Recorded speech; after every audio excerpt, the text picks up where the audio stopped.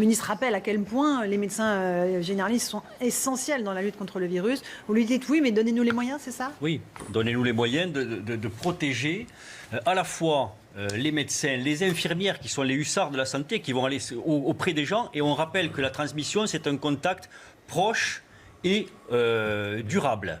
Donc elles, quand elles font les pansements sur des patients qui sont susceptibles d'avoir l'affection, évidemment, elles sont encore plus exposées presque que nous.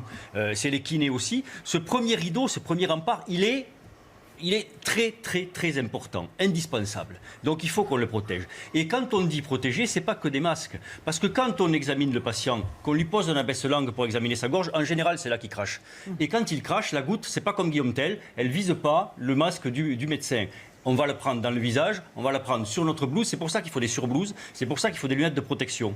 Or, la plupart des médecins n'ont pas de surblouse. Qu'est-ce qu'ils font? Ils n'ont même d'ailleurs souvent pas de blouse du tout. Donc quand ils rentrent chez eux, ils ramènent une veste souillée à leurs enfants, à leurs grands-parents. Les médecins, ils ont 55 ans de moyenne d'âge. Ça veut dire qu'ils ont tous des parents qui ont 85, 86 ans, qui sont à risque.